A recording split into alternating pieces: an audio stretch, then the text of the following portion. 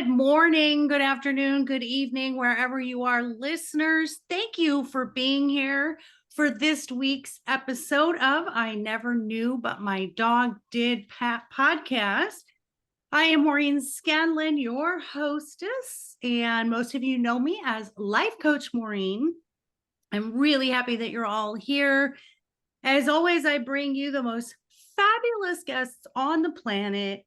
And today's no exception. And it's fantastic that I was just telling her off air that I try to bring you all aspects of all situations in life that we could experience. And so we went from a guest who was talking about testing positive for the BRCA gene to now my guest who went through the whole process in treatment of breast cancer. And I can't wait for you to meet her.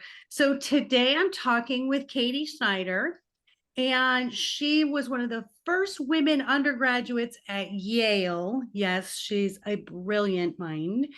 After a PhD and a 40-year career as a clinical psychologist, she's retired. I always say tired and retired. During that career, she married, had 2 children, 2 grandchildren, 3 dogs, whoop, whoop, 5 cats, and many adventures, swimming with whale sharks, multiple safaris, gorilla treks, snorkeling through underground rivers. Oh my gosh, she's my hero. The next adventure was discovering a golf ball in her breast 3 months into COVID lockdown. And with all the treatment that entailed, her most recent adventure has been less rugged, but more hair-raising. She's trying to find a publisher for her book, What to Expect When You're Expecting Breast Cancer. Welcome. I'm our new friend, Katie. How are you? I'm great, and it's great to be here. Thank you so much for having me. I'm looking forward to chatting. I love the thing I love most about doing I Never Knew is that we give hope. This is the whole point of everything of why I wanted to do it, what my purpose is we've all been in a situation and felt alone and isolated and scared and helpless and uninformed. And the beauty of you being here with us is that you're brave enough to say, I went through this, but I want to make sure I'm paying this forward to help someone that doesn't have the information that I didn't have. So as we start off, we talk about your knee story, and it sounds like finding that golf ball tumor was a knee story for you, where you were at your knees saying, oh my gosh, this seems like it could be obviously the worst thing in my life. So talk to us about how that happened and what that felt like for you. Well, I have to start by saying that I have very, very large breasts. They're size 32HH, which sounds fake, but it's an actual size. Wow. And they're very dense and very lumpy. So trying to do self-checks was almost impossible. And I had already not had it for a year when the lockdown started. And so I talked to my very close friend who happens to be a breast cancer researcher and surgeon, who said, you have to examine yourself now. So I did. I examined myself in the shower, and I found a golf ball in my right breast. Even I could not miss it. I actually had one friend who said, only you have breasts large enough to hide a golf ball. So I thought, all right, this doesn't feel right. I couldn't find a golf ball in my other breast. So I ran out of the shower. It was late at night. I ran into the bedroom. I woke my husband up and I said, feel my breast. So he said, yes, I do feel something there. So I called my friend, and around midnight, we finally connected, and she said, okay, you've got to have an ultrasound. This could be a cyst, but that's kind of large. So let's check it out. And I think my body knew that, even though she wanted me to hope it was a cyst, my body knew better. I was really full of adrenaline and I was shaking, and that did not stop just because she said, let's hope it's a cyst. Wow. So intuition, right? Yeah, that's how it got started. Wow. And So I did ultimately name the golf ball Tilly. So she does have a name. I love that you're like, we're going to be friends and we're going to figure out how to get rid of you. You can be my friend outside of my body, but not inside of my body. So Yeah. I love, and listeners, you're going to see as we go along, her humor really, it just shines through. And I think humor is so healing and helps us to really lighten up. I'm one of these awkward people that I'll make a joke at a funeral because I like to lighten things up, and I feel that connection with you with your humor. So when you get this moment, I mean, of course your mind goes crazy. Anyone who's had a cancer scare, anyone, whether it's, I've had skin cancer and I've had cervical cancer scares, and so what, when you're getting ready and you're going in for that ultrasound, how's the anxiety level, and how is your mind preparing for the what ifs? Well, I wasn't really preparing for what ifs. Mm. I knew that I was going to get great care because I knew that my friend knew everybody in the local medical community, actually international medical community. And so I was pretty sure she was going to walk me through this. I did discover that you can't just run in and say, okay, give me an ultrasound. The first thing they do is a mammogram because they want to see if there are any other surprises, either in the other breast or in the same breast, and there weren't. Then they send you for an ultrasound, and so they literally just go boom, boom, boom, one, and then they walk me to the other. And then in the ultrasound, you want it to be solid, which would be, or rather, you don't want it to be solid. That would be a yikes. If it's filled with fluid, that's a phew. Same thing, you want it to be smooth. That would be a phew. But if it's jagged, that would be a yikes. I got a double yikes. So the next thing they do is they literally walk you down to a fine needle aspiration. And that's where they stick a long needle in to try and extract some cells. And so in between the ultrasound and the fine needle aspiration, I was madly texting everybody, uh-oh, bad news, I'll keep you updated. And through the process of doing that, I saw, okay, if this is really cancer, which it's looking pretty sure it is, I am going to have to find a better way than texting everybody, because this is just, that's too many people. I don't want to have to do this every day. So what I ended up doing is making a list of everybody that I knew would want to be updated and just sending out an email blast to my whole posse every time. And I would often get right back from the hospital and write down everything that had happened in really, really very granular detail, because I wanted to be able to remember. And for me, that is part of living a full life, is to remember everything. And I want to remember the good stuff and the bad stuff. And I didn't want to have to say to myself later, well, now, did this happen before that? Or did that happen before this? So, but I also realized it might be really difficult for people who cared about me to read. So I would try to make it entertaining. So there's an old comic writer named Irma Bombeck, and she would just write a column at a time. I tried to make it like Irma Bombeck does cancer.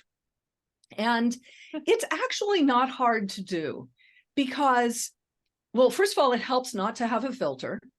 So just don't filter anything. And the other thing is, everyone always has little secret thoughts, but nobody says them out loud. Well, if you say them out loud, it's pretty sure to be funny because nobody expects you to say things like that. So I just said everything out loud, no filter, sent it out. And if there was a time where my funny bone was broken, I could usually just wait overnight to send it out. And by that time, I'd have enough distance to have mended my funny bone and send it out again. I I see myself so much in you. I love that about you because I feel like knowledge is power. And sometimes, and you know, from being in the psychology field for 40 years, sometimes it's easier to stay in the rational mind, just stay in the facts so you don't have to go over to the emotional side. And I feel like that was a really big coping mechanism for you. And if I was a part of your posse, I would have loved it, but I was in the medical field for 30 years myself. So some people don't like all those details. My sister's kind of a bury your head in the sand kind of person. They don't want to know all that stuff, but that's what makes us all different. And I love that. So your next steps, as you go in, you get the biopsy, what happens when you find out the results? Well, the next thing that happened was that they had me sign up for a study, or at least they started informing me about studies. I got a breast MRI, and I've had MRIs before, but I don't think I had ever really paid attention because it was, I've got a pain here, or, ow, I hurt my ankle, that kind of thing. So I'd never had a breast MRI. And so I described it in really great detail. So for anybody who hasn't had a breast MRI, there is a great big donut that's a vertical donut. It's got a hole for your body to go into. They lay you on your stomach on a table. It's kind of like a massage table.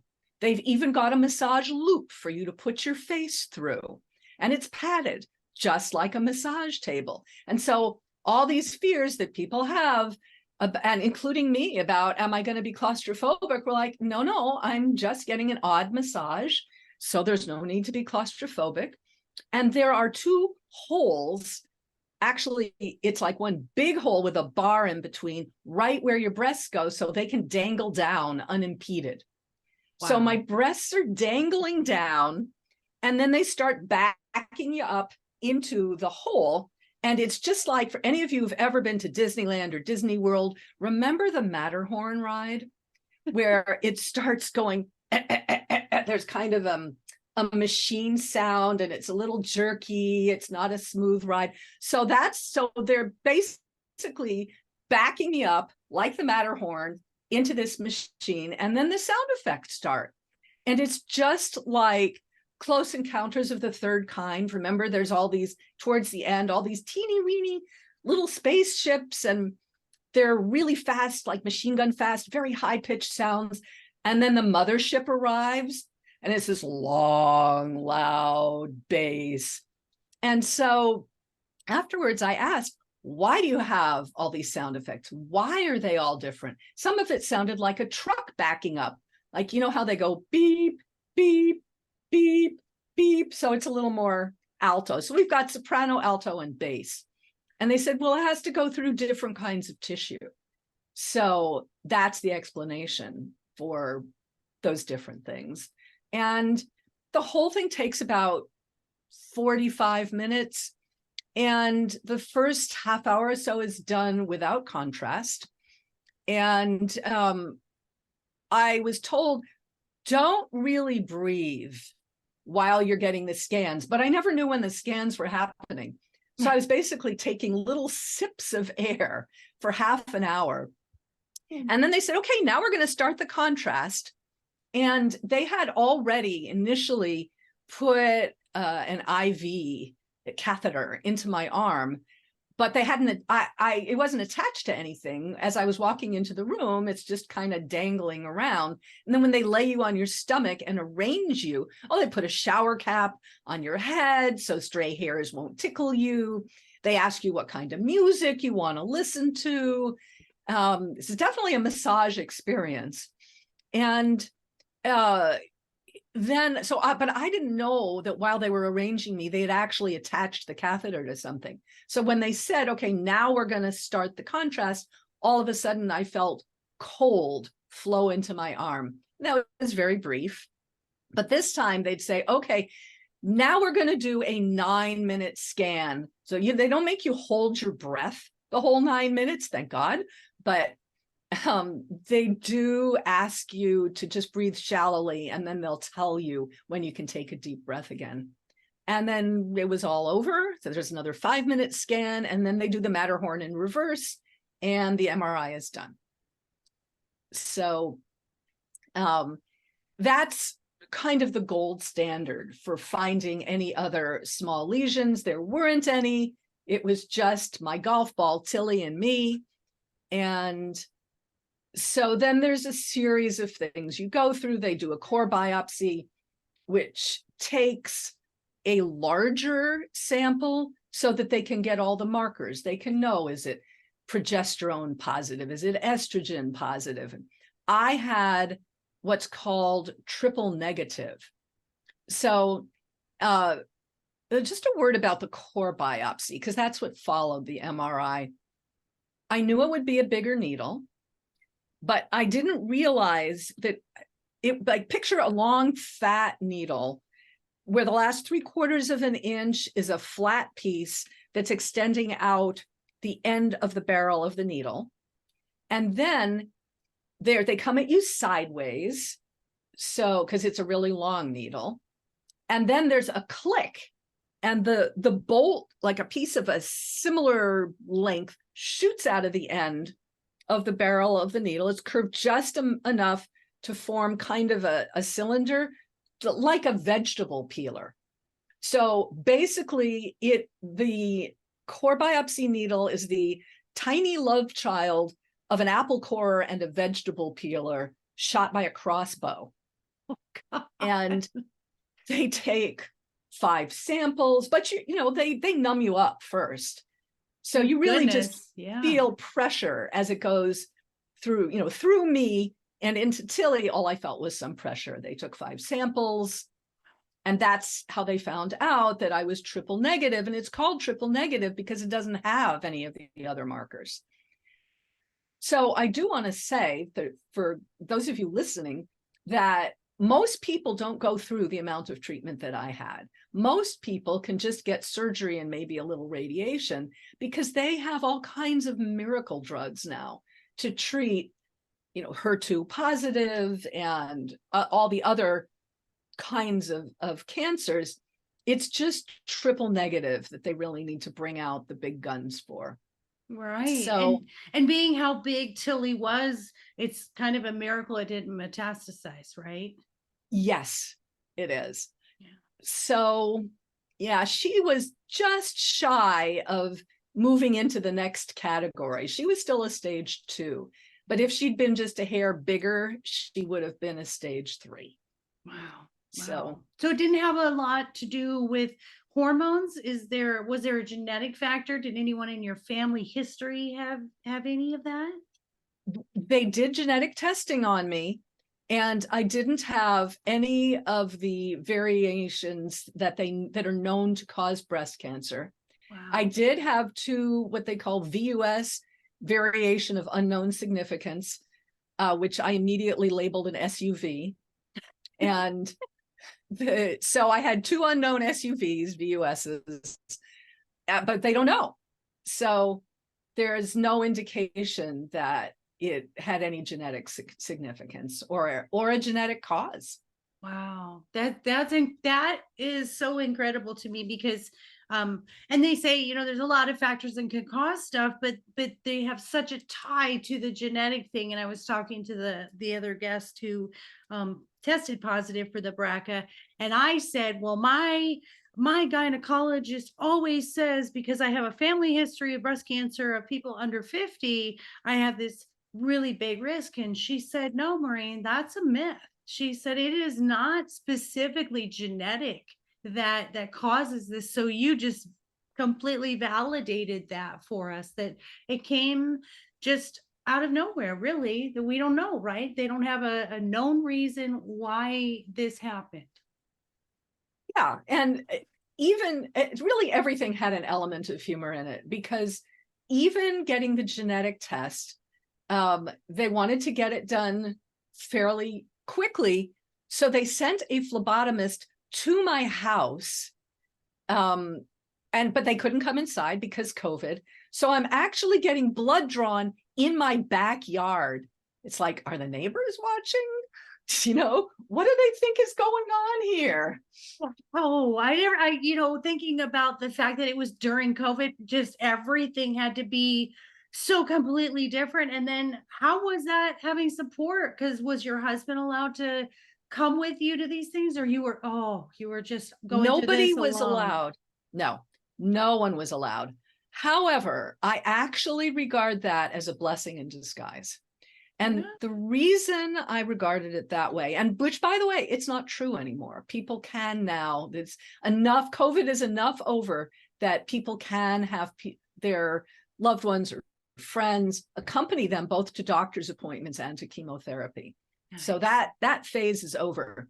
But my husband would have been bored out of his mind. Oh my God.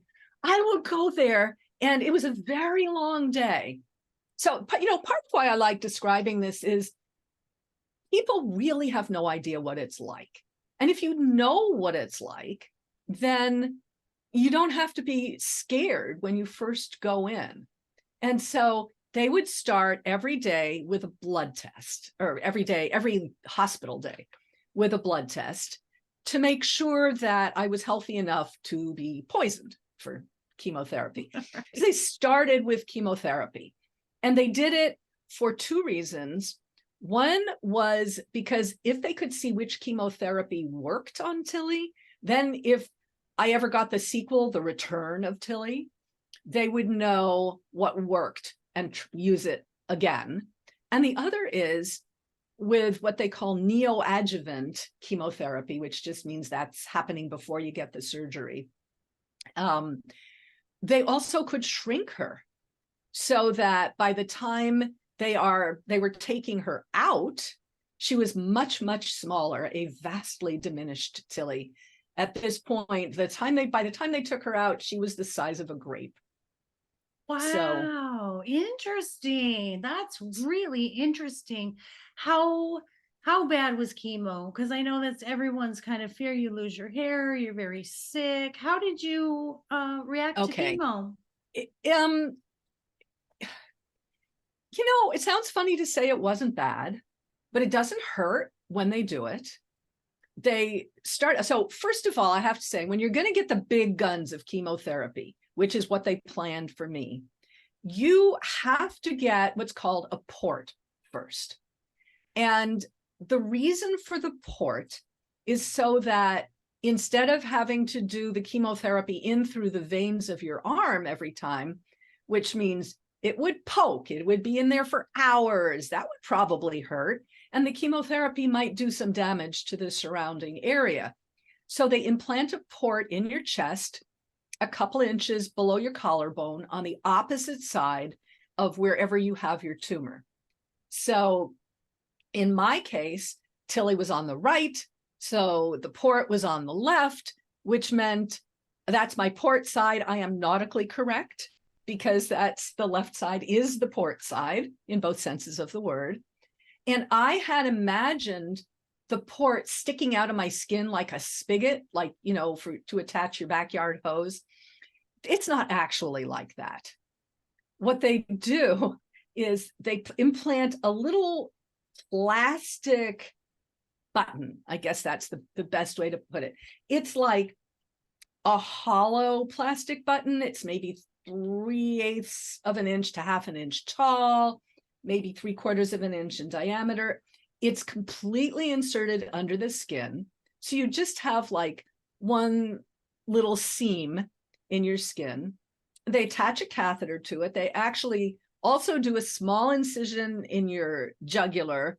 So the catheter goes up from the port, makes a U-turn, like a cobra sort of, goes back down close to your heart so that it's in a big vein instead of a little arm vein. And it's close to your heart because that way it distributes the chemotherapy faster. So all of this was a prelude to even doing the chemotherapy. And because I have heavy breasts and I was afraid I was afraid that the weight of my breast was going to like dislodge the stitches or something. I was constantly trying to shower without having the water go on the little seam and holding my breast with one hand and washing myself with the other. I was like doing gymnastics in the shower. So I finally called the nurse yeah, and said, do I have to do this?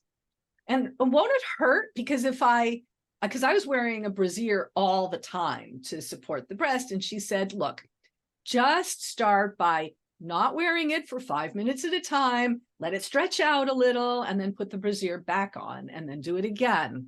So I was doing it in small doses, and eventually everything healed up great. You can't even see a scar there anymore. Anyway, so that's how it starts. You get that. They give you 10 days or so to let it heal. And then they start the chemo. And chemo is, as I said, first you get a blood test to make sure you're healthy enough to get it. Then you meet with the oncologist. Then you go back to the infusion center.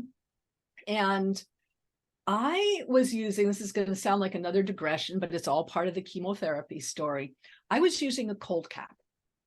So a cold cap makes your scalp really cold so that the chemotherapy doesn't get to the follicles as much because it's slowed down. So it's actually a way of preserving hair. And I'm going to give a little shout out to the company. Hair to Stay is a nonprofit. And what they do is they subsidize cold caps for people who can't afford it. And they were just lovely. So I had initially imagined that a cold cap was going to be like wearing a shower cap full of ice. I thought, oh my God, am I going to have to bring a cooler with me? Do I have to drag a whole cooler full of ice into the chemotherapy center? How does this work? But and right next to your lunch, and then you have your cap and your, you were going to go prepared. I was prepared. I actually felt like I was Ernest Shackleton preparing for a polar expedition. In fact, I had lists of which clothing I was going to have and what I was going to wear and extra copies of everything. I had my cold cap materials because they send you a whole little carrying case that's got the cold cap and a little helmet to put over it, and thing to put like a hairband to protect your ears from getting frostbite, and a little spray bottle to wet down your hair so it's easier to make it cold, which also of course makes you cold. So it's kind of like having a popsicle head. Yeah. And what they do is they attach a tube to the bottom of this helmet, and you sit next to a room size, well, I call it an air conditioner because that's sort of what it looked like. It's a room size air conditioner sitting right next to me on the floor. No, it's on the floor. I'm not. I'm in a lounger. And in fact, I'm in a heated lounger. Yay. And nice. When they attach these tubes to your head, you look like one of those Star Wars creatures that have the fleshy tubes hanging off their head. And when you're attached to this machine, it chills the gel down to 37 degrees Fahrenheit. And now you're attached to that thing as well as being attached to the chemotherapy pole. So they get you ready. They squirt they have their tech squirts your hair down, gets you all suited up. I also had brought cold booties and cold mitts because there's some evidence that it also prevents or reduces peripheral neuropathy in your hands and feet if you're getting the kind of chemo that causes that. So I was definitely not just popsicle head, popsicle hands, popsicle feet. And in planning all of this, I thought, oh, if I am going to be there for hours getting this done, how am I going to read if I'm bringing my Kindle and but my hands are popsicles? I can't turn the pages on the Kindle. So I had to buy a stylus and practice before I got the cold mitts. They're sort of like oven mitts.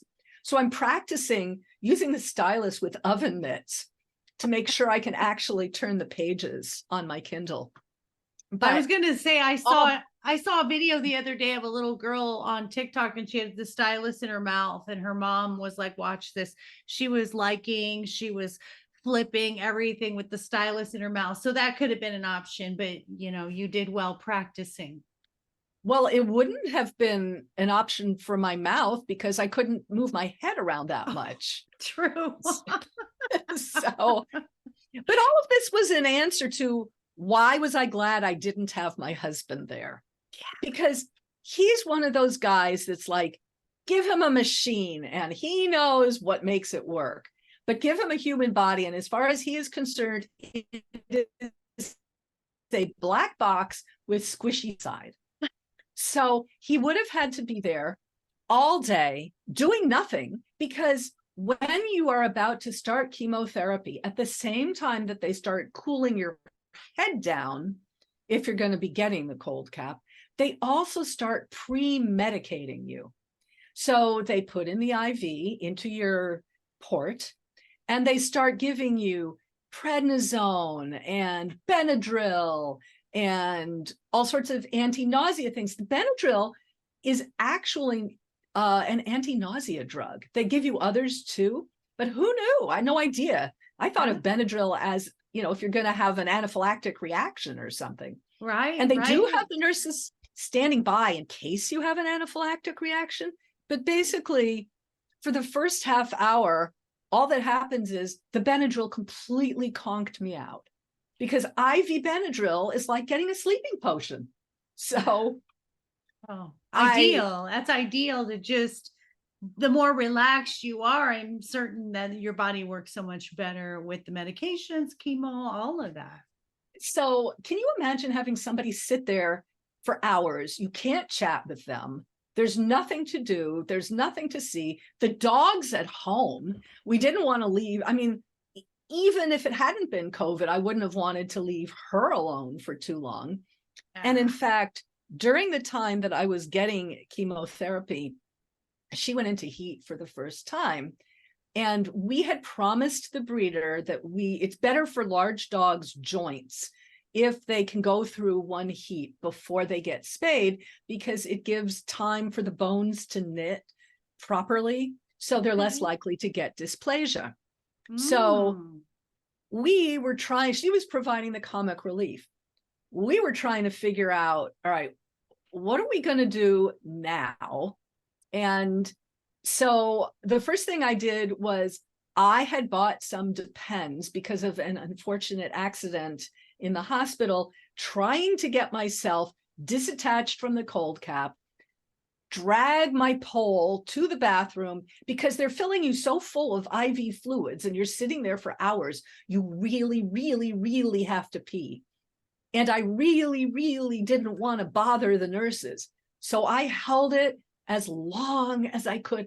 Ladies, don't do that. It's a bad idea. So luckily, I was wearing a tunic that covered the accident, so it wasn't as embarrassing as it could have been.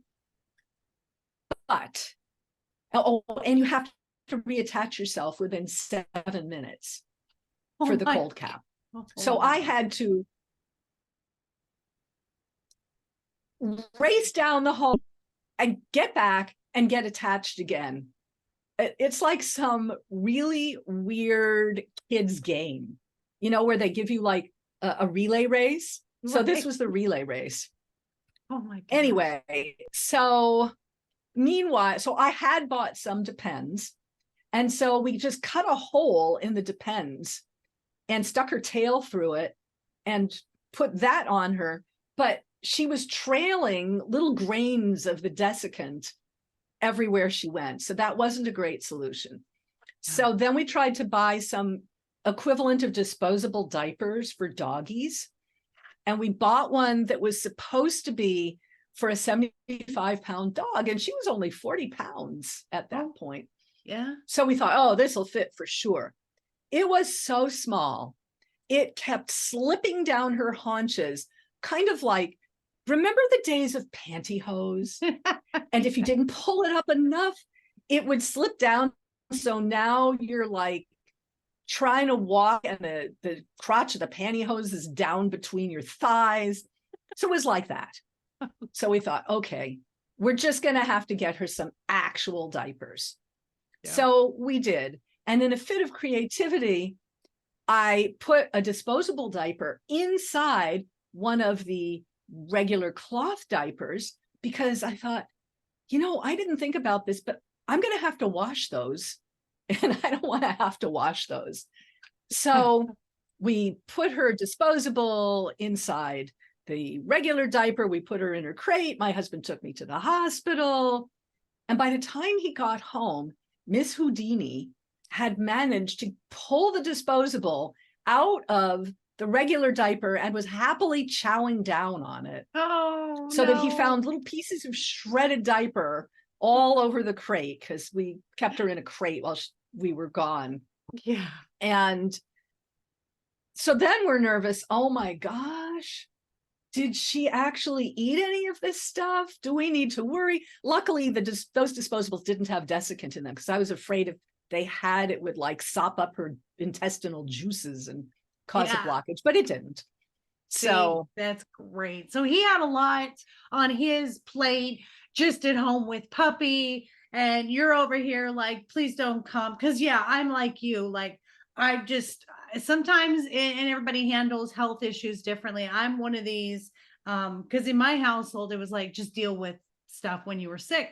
So I'm like that. I just want to rest, just be taken care of. You stay over here. But I have a husband that would refuse to stay at home. He would be like a sucker fish, like right here, making sure that he was there taking care of me, bless his heart. So he's taking care of puppy. This is your very first situation with chemo. When you went home, how did you react to it? And I want to know, did it help your hair stay? It did help my hair stay. The cold cap did. Wow, that's amazing. Chemo itself doesn't hurt when it's dripping in, and it actually never hurts. So, and that was news to me. I expected something to hurt.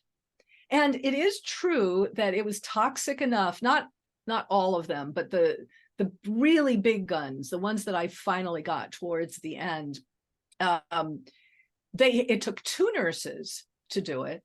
And they look at the computer, they look at the code on the bag, and they read it back and forth to each other like they were exchanging nuclear codes.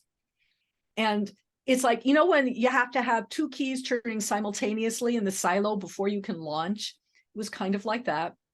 And they put on special disposable protective cover over their regular nurses stuff so that in case it splashed on them, it would protect them from splashing. And I thought, oh my God, you don't want to be splashed and you're sticking this in me? Yeah. But the thing is that for that particular one, you have to have the cold cap before, during, and then for 3 hours after. So it meant that I was in the hospital for a very, very long time. It wasn't just going in, getting an hour and a half of chemo and going home. Yeah. It really, I would get there at 9 a.m, sometimes 8 a.m. And there was one night I didn't leave until like 7 p.m. or in the evening for various reasons. Wow, that is long. So it could take a really, really long time. And I pretty much sailed through the early chemotherapy. I never had a day of nausea. I never had a minute of nausea. Better living through chemistry. It was just really miracle drugs. So I was very pleased by that. But the nurses do, before you start chemotherapy, they do what they call a chemo teach, where you have a private session with a nurse over, I don't know how they did this in non-COVID times, but mine was by Zoom. So I got a packet of instructions, and she went through every page of the instructions with me, because there are a lot of preventive things that you do. Like some people can get mouth sores from chemotherapy, but if you do a salt wash of your mouth 3 times a day, it prevents mouth sores. And I kind of felt like I always brine my Thanksgiving turkeys. So I felt like, well, this would be a lot better if I could add garlic and allspice. Can I do that? But Love that. so you brine yourself 3 times a day. And I'm trying to remember, you wash your hair really carefully, even though I had the cold cap. You wash your hair very infrequently with special shampoos that they give you that look like very high-end shampoos. Honestly, I never used them. I just rinsed my hair with water. Yeah. And my hair, I don't think people can see this, they can just hear it, but my hair is very, very curly. And even in the pre-cancer days, when I would wash my hair, just getting the knots out of my hair would be enough to remove enough hair that I would have like a mouse-sized portion of hair on the floor of the shower. But now I couldn't do that. Hair was coming out, but it was more like the size of a baby mouse.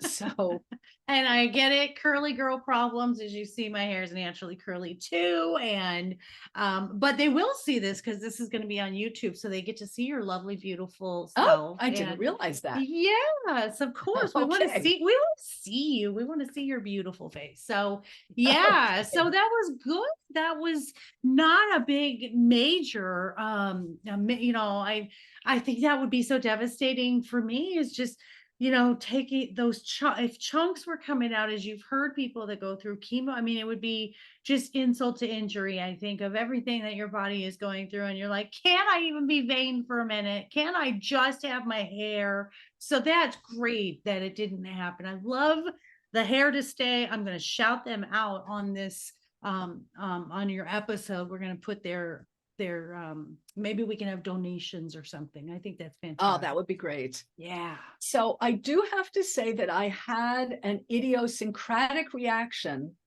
long after I was done with chemotherapy. They give you about a month to recover. And I do have to say, there's lots of stuff that I'm leaving out. Like they actually tried me on an immunotherapy, which I think is going to be, this is part of the study that I was in, and it is going to be the gold standard because it is just amazing in how it shrinks the tumors. But for about 1% of the people that get immunotherapy, they get inflammation. It's like inflammation of your lungs or other body parts, and it can be really bad. Most people don't even know they've had it. There aren't any side effects. I was in the 1%. So first of all, women my age don't even usually get triple negative cancer. It's a young woman's disease. So I am actually secretly a young Chinese woman. You can't tell when you look at me, but I did get, so they always tell med students, if you hear hoofbeats, don't think zebras, think horses. Common things are seen commonly. So I was already a zebra, and I managed to get through even the AC, which is adriamycin and cytoxan. Adriamycin is also known as doxorubicon. It is, they call it the red devil because it's so powerful. And it looks red too. It's like getting sort of cherry cough syrup, plus you pee red. Ooh. So Ooh, not that's scary. permanently, just for a couple of days. But you already know it's going to happen. So you look in there like, yup, red pee. Oh, okie dokie. I remember the stuff they used to give us for urinary tract infections, and it was orange. Yes. Remember when you pee orange? That's what it just reminded me of. Exactly. Yes. So although that lasts as long as you're taking the medication, this lasts a couple of days and then it goes away. Okay. So which is good. Yeah. And the AC, which I always thought of as Alexandria Ocasio-Cortez, because she had just sort of started getting well known there, or air conditioning. And I can never hear, even now I hear AC and I think air conditioning, but it's not. So that was the one chemo. I had to stop early in the immunotherapy, but which most people won't. But then after that, I did the AC. And that's the one that, again, while you're getting it, you don't feel anything. But cumulatively, you do, because it makes you fatigued, it makes you weak. They do tell you to hydrate, which prevents side effects.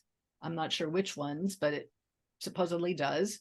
And they also tell you to exercise even when you feel exhausted.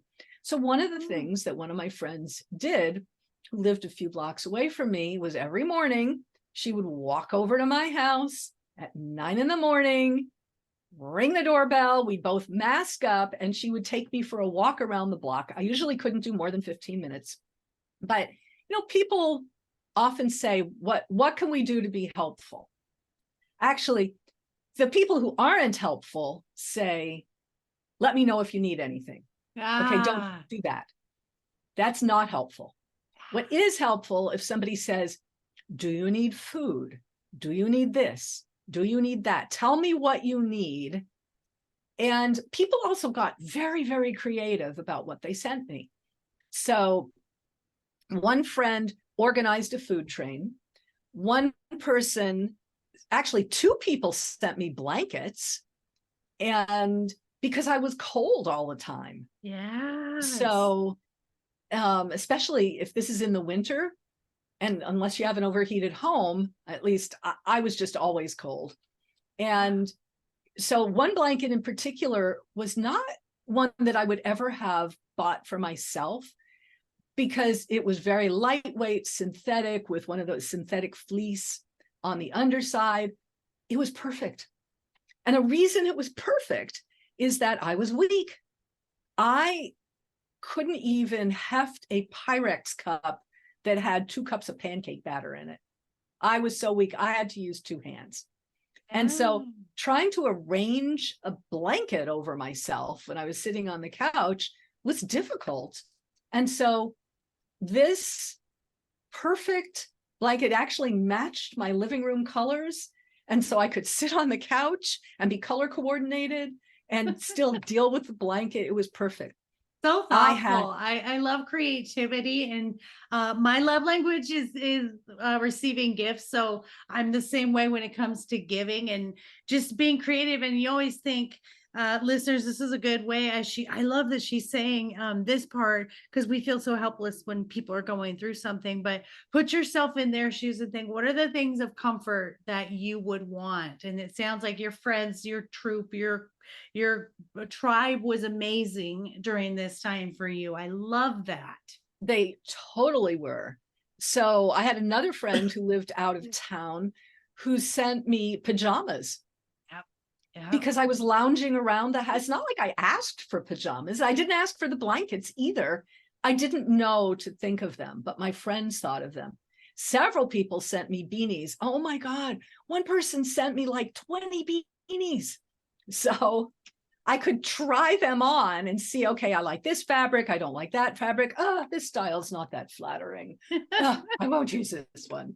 I probably, if I was in your tribe, would have sent you like the big giant bows for the newborns, that they put on the newborns. And I would have been like, that's my sense of humor. I would have been like, here's a big giant bow. Whether you lose your hair or don't lose your hair, like, I want you to just, shine in this big giant flower or bow and make you giggle. So that's really thoughtful that your friends did that. I love that. And as we have a few minutes left, I want to ask you, and this is an interesting question, because you and I, being in the mental health field, I was in the medical field to begin with, started in nursing. I have opinions about the medical field. In these cases of cancer, I think there are at this point in time things that only medications can do, pharmaceuticals can do. Do you believe there were other, because we've heard of people who have cancer who will go this sort of naturopathic route with the naturopathic doctors or homeopathic. What do you think? Do you think it's a combination that works? Do you think homeopathic exclusively would work? What's your opinion on the being able to take care of ourselves homeopathically or medically or pharmaceutically? Well, first of all, I should say it's probably, if you have a PhD, it's probably against the law not to believe in science. Yeah. So I am a big believer in medical science. I would never do naturopathic treatment as the primary treatment. Yeah. However, for side effects, I think try everything. Yeah. So a really good example of that, actually, probably my only example of that, is that I got, oh my gosh, now I'm blanking on it. It's when your tongue gets all white and furry. Thrush. Thrush, thank you. Mhm. I got thrush as a result of the chemotherapy. And I tried every medication that I was prescribed and nothing worked for the thrush. So my friend, this internationally known breast cancer researcher, started researching thrush and sent me 2 jars of solid virgin coconut oil. She said, melt them, try them on your tongue. They worked better than anything else. Yes. So I love that you said exactly the way I think we can marry the two. I think that's fantastic. I think there are things that only pharmaceuticals and science have the answers to. But I agree with you that I think there are other ways, naturopathic. I think gastro stuff, we can really do a lot more naturopathic. And I don't mean to sidebar on that. But guys, we have a few more moments left, and I want Katie to give us her final thought, and then we're gonna do our segment. The way to get a hold of her to get her book and pre-order it, there is a very long address that I'm going to put on the episode, so we don't have to worry about giving a website or anything for Katie. So to wrap it up, tell us, excuse me, tell us the one thing that you never knew that you know now, that if I came to you today and said, oh my gosh, Katie, I just got diagnosed with breast cancer, what would you tell me today that you went through? well, I think what I would do would be not one thing. It would be to tell you in detail, if you wanted to know, what kinds of things to expect. Just because when you know the details, for me, knowledge forewarned is forearmed, so to speak. And little things that I was very scared of, turned out I didn't need to be scared of. Like when you're getting radiation treatment, they actually give you tattoos. And I was so scared that it was going to hurt, but it wasn't. It was like somebody pricked you with a pin for 1 second in 5 spots so they could line you up properly. And so as what I would do is I would tell them, okay, now you're going to have this procedure. Here's what they do. They do this, this, this, this, and this. And I would tell them in excruciating detail so that they would know exactly what to expect. And since I would do it, there'd probably be at least one part where they would giggle. I think it would both demystify it and also reduce fear, reduce pain, all of that. Yeah, I think that's fantastic. Of course, some of us have like a flight response, so I don't want to know a lot of stuff when it's hard. So I'm more like, don't give me any details. I don't want to think about it. So I know a lot of us have different ways of dealing with difficult news, medical bad news, and really having meditation, I feel, and mindfulness is really important to just keep us in acceptance and peace, and just whatever happens. We go with the flow and have a sense of humor. Like Katie, I just think you're just fantastic. I can't wait for your book to come out. I think it's such a great tool and resource, and uplifting sense of humor. I think that people need that when they're in those moments of crisis. So, as we wrap up, I have one question, and it's called, I forgot what the segment was called. It's called, oh, please do.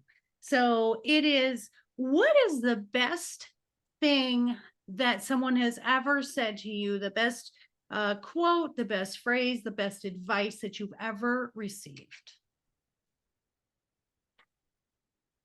Well, to me, the best thing anybody can say to me is, I love you. Ah, see, oh, what a great way to end. That's it. Love heals everything, in my opinion. And I found one today that I really liked when I thought of speaking with you on the podcast. And because you're such an uplifter and overcomer, and just, I don't even like survivor. You're not a survivor. You're just a thriver who got through it and shares her experience. So I saw this saying, defeat is not bitter unless you swallow it. And that was by Joe Clark. And I really love that. Well, there's also a quote from Hamlet. There's nothing either good or bad, but thinking makes it so. Oh, yes. Yes. Thank you so much, listeners. I hope you enjoyed this. I hope you got a lot of information, and whether you're faced with a cancer diagnosis or someone in your family is, we hope that never to be true. But, reach out to Katie, read her book, and whether it's breast cancer or prostate cancer or cervical cancer, there's so many cancers out there. Um, the experience, I'm certain, is pretty similar, and I wish everyone health and just continued health for you, Katie, and thank you for the hour of your time that you gave our listeners today. It's been my pleasure. I've enjoyed it. Me too. You're such a light. And I'm so happy you crossed my path. So, listeners, that's it for this week. I love you all for listening. As Katie said, the 3 best words we can say is I love you, and that's how I feel about you. And thank you for spreading the word about the podcast, sharing and building this community, because every week we have new topics that someone needs. Someone needs to hear it, or you hear it and you share that with someone. That's being the difference we want to see in the world. And so thank you all for being here. Continue with those 5-star reviews. I'm so grateful for that. And don't forget, I'm available for life coaching, relationship coaching, dating coaching at lifecoachmaureen.com. Also my books on Amazon, Barnes and Noble, Target, Walmart, Outskirts Press. My dog is more enlightened than I am, and my dog is my relationship coach. And I have a big announcement coming soon about another book that is in the process of publishing right now. So excited about that. And don't forget our dog boutique, healthy, holistic treats and lickable paw bombs, as well as shampoo bars that have no preservatives, no additives, no anything bad for your puppies, as well as apparel and fun items at mydogiseverything.net. So love you all. Until next week, please take care of yourselves, take care of each other. Most of all, please take care of those furry babies, and let's make sure we adopt and don't shop. And we'll see you next week.